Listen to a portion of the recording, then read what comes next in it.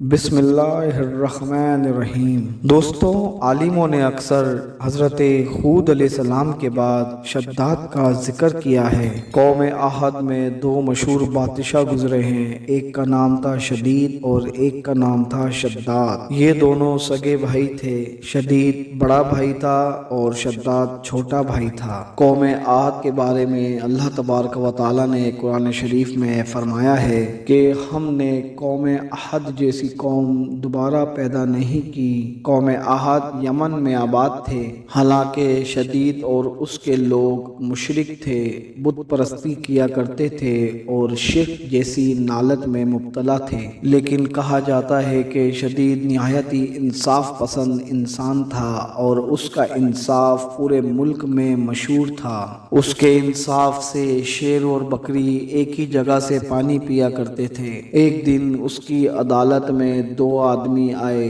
اور ان دونوں نے بہت ہی عجیب قسم کے حالات شدید کو سنائے۔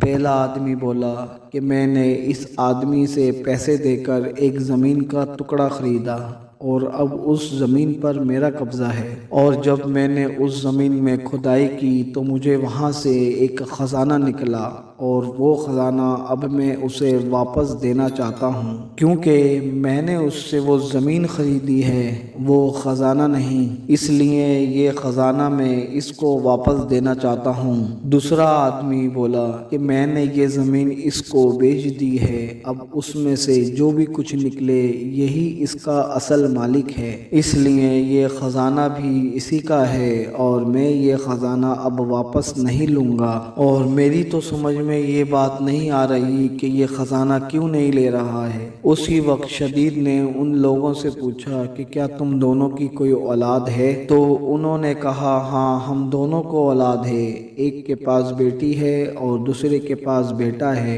تو شدید نے ان کی یہ بات سن کر ان کو کہا کہ ان دونوں کی شادی کر دو اور جو خزانہ ملا ہے وہ انہی کو ان کے نکاح میں دے دو۔ شدید کا یہ فیصلہ سبھی لوگوں کو بہت ہی پسند آیا اور اس کے انصاف کی چرچا پورے ملک میں مشہور ہو گئی۔ حضرت ہود علیہ السلام نے شدید کو ایمان کی دعوت دی، لیکن اس نے سب کچھ ہونے کے بعد بھی منع کر دیا اور شرک کی ہی حالت میں مر گیا۔ اس کے بعد شداد گدی نشین ہوا۔ حضرت ہود علیہ السلام نے اس کو بھی ایمان لانے کی دعوت دی، لیکن اس نے اسلام قبول نہیں کیا اور ہود علیہ السلام کو منع کر دیا۔ اور پھر شداد نے حضرت ہود علیہ السلام سے کہا کہ میں نے اگر آپ کا دین اپنا لیا تو مجھے اس کا کیا فائدہ ہوگا؟ تو حضرت ہود علیہ السلام نے شداد سے فرمایا کہ اگر تم نے اسلام کو قبول کیا تو اللہ تبارک و تعالیٰ تمہیں اس کے بدلے ہمیشہ ہمیشہ جنت میں جگہ دے گا اور تم پر اپنی رحمت اور مہربانی کرے گا۔ تو شداد نے حضرت ہود علیہ السلام کو کہا کہ اپنی جنت تو میں اس دنیا میں خود ہی بنا لوں گا اور وہاں عیش و آرام کے ساتھ رہوں گا۔ اس کے بعد شداد نے دنیا میں ہی جنت بنانے کا مضبوط ارادہ کر لیا اور شداد نے ملک کے کونے کونے میں یہ پیغام بھیجا اور حکم جاری کیا کہ جس کسی کے پاس جتنا سونا، چاندی، ہیرے جواہرات ہیں سب میرے پاس لے کر آؤ۔ اور کچھ ہی عرصے میں دیکھتے ہی دیکھتے اس طرح اس کے پاس کافی زیادہ تعداد میں ہیرے جواہرات، سونا، چاندی جمع ہو گئے۔ پھر اس نے ایک خوبصورت جگہ کی تلاش کرنا شروع کر دی۔ بآخر وہ جگہ بھی اسے مل گئی۔ وہ جگہ ایسی تھی کہ جہاں پر بہت ہی زیادہ تیز ہوائیں چلتی تھیں، کیونکہ وہ جگہ نہایت ہی اونچائی پر تھی۔ اس نے ملک کے کونے کونے سے تیز اور ہوشیار کاریگر بلوائے اور کھدائی کا کام شروع کروا دیا۔ اس کی دیواروں کی لمبائی لوگوں کی سوچ سے بھی زیادہ لمبی تھی اور اس کی چوڑائی کاریگروں کے حساب سے اس وقت کی سب سے زیادہ چوڑی دیواریں بنائی گئی تھیں۔ وہ دیواریں اتنی اونچی تھیں کہ ایسا لگتا تھا کہ یہ دیواریں آسمان کو چھو رہی ہیں، اور ان دیواروں پر کاریگروں نے ایسا کام کیا تھا کہ ایسا معلوم چلتا تھا کہ چاند اور سورج کی روشنی کے مانند ہیں۔ اور ان ماہر کاریگروں کا یہ کہنا تھا کہ آج تک ہم نے اس طریقے کی تعمیرات کا کام کبھی نہیں کیا۔ اس کی دیواروں پر سونے اور چاندی، ہیرے جواہرات کو جڑا گیا تھا، اور اس عمارت کی چھت سونے کے پتوں سے سجائی گئی تھی، اور اس کے ستونوں پر بھی ہیرے جواہرات اور قیمتی رنگ برنگی پتھروں سے ان ستونوں کو سجایا گیا۔ نیز اس عمارت کی ہر ایک چیز نہایت ہی بہترین طریقے سے بنائی گئی اور سجائی گئی، اور وہاں محل کی نہر میں ریت کے بجائے انمول اور رنگ برنگی پتھر بچھوائے گئے، اور وہاں کے پیڑ سرخ سونے کے پھلوں سے لاد کر مشک اور عنبر کی خوشبو سے بھر دیے گئے۔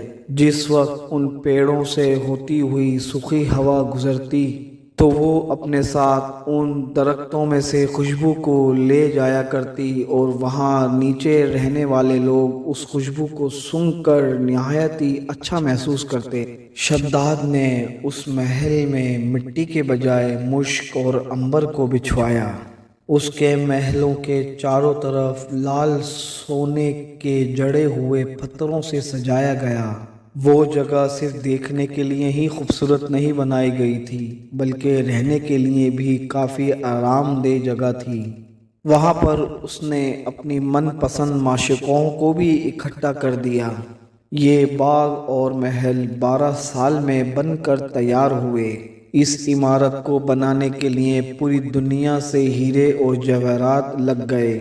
جب یہ عمارت بن کر مکمل ہو گئی تو شداد کو خبر دی گئی کہ آپ کی جنت تیار ہے اور اب آپ اس کا معائنہ کر سکتے ہیں۔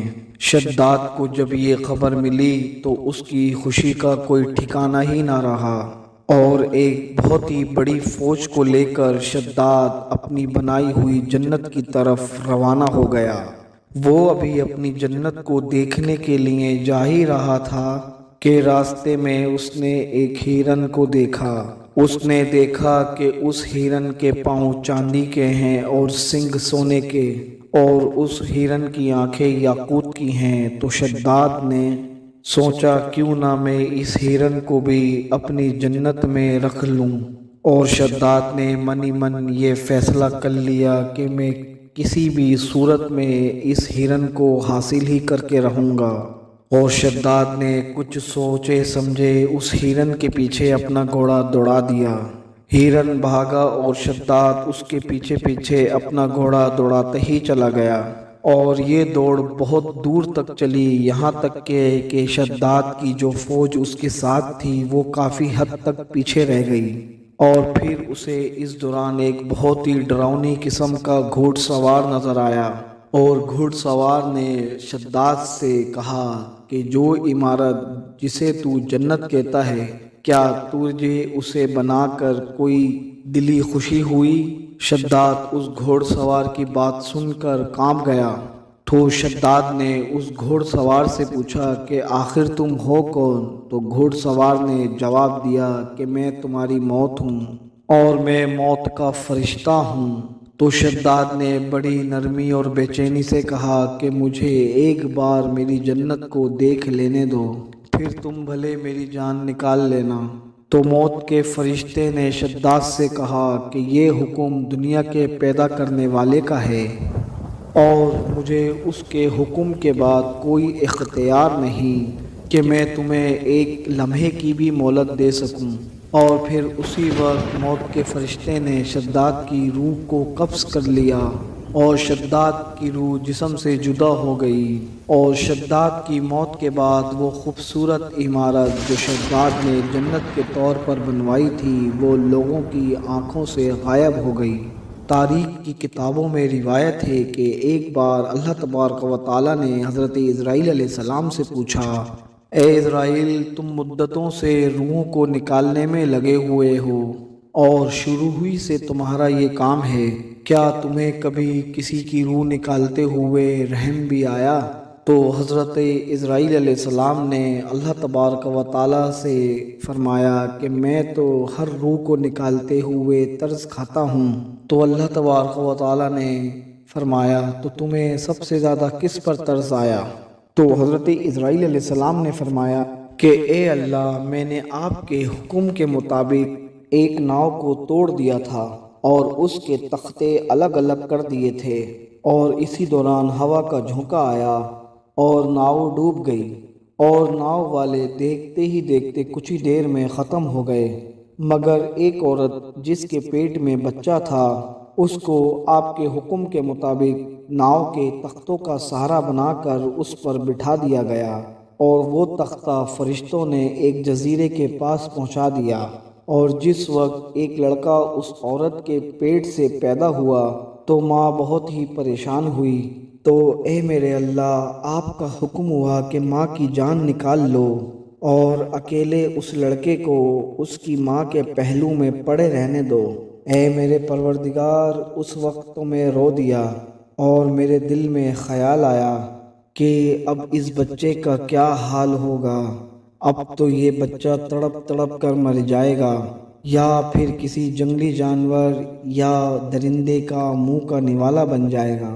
اے میرے اللہ، تو خوب جانتا ہے کہ مجھے اس بچے پر بہت ہی رونا آیا، اس کی تنہائی اور بے کسی کو سوچ سوچ کر میرا دل بھر آتا تھا، اور دوسرا شداد پر مجھے بہت ہی ترس آیا۔ اس نے کئی برسوں میں ایک عظیم و عالی شان عمارت بنوائی، لیکن وہ اس عمارت کی ایک جھلک بھی نہ دیکھ پایا، اور دل میں افسوس اور حسرت ہی لے کر اس دنیا سے رخصت ہو گیا۔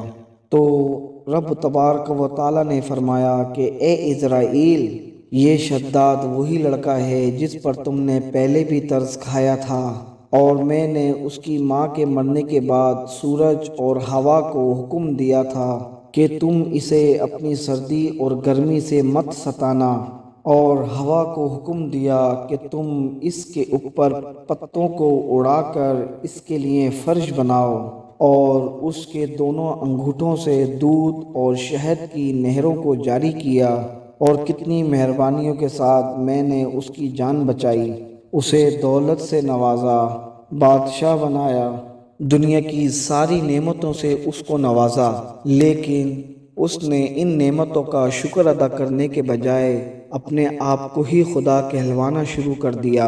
اس کا تو یہ انجام ہونا ہی تھا۔ پیارے دوستو، یہ تھا شداد اور اس کی جنت کا واقعہ۔ اس نے اپنے اس گھمنڈ سے جنت کو بنوا تو لیا، لیکن اللہ تبارک و تعالیٰ کی قدرت کو کچھ اور ہی منظور تھا، اور وہ اپنی بنوائی ہوئی جنت کو نہ دیکھ سکا، اور اللہ تبارک و تعالیٰ نے رہتی دنیا تک اس کو ایک سبب بنا دیا کہ دولت اور شہرت پر گھمنڈ کر کے کچھ حاصل نہیں ہوگا، ہر کسی کو اس کے اعمال کا بدلہ ملے گا۔ شداد کو بھی اللہ تبارک و تعالیٰ نے بے شمار دولت سے نوازا، لیکن وہ خود کو خدا سمجھنے لگا، اور آج وہ پوری دنیا کے لیے ایک نصیحت بن کر رہ گیا ہے۔ اللہ تبارک و تعالیٰ سے دعا ہے کہ وہ ہمیں توفیق دے کہ جو بھی دولت ہمارے پاس ہے ہم اسے صحیح کاموں میں صرف کرنے کی توفیق عطا فرمائے، اور ہم سب لوگوں کو گمراہی کے راستے سے بچائے۔ آمین یا رب العالمین۔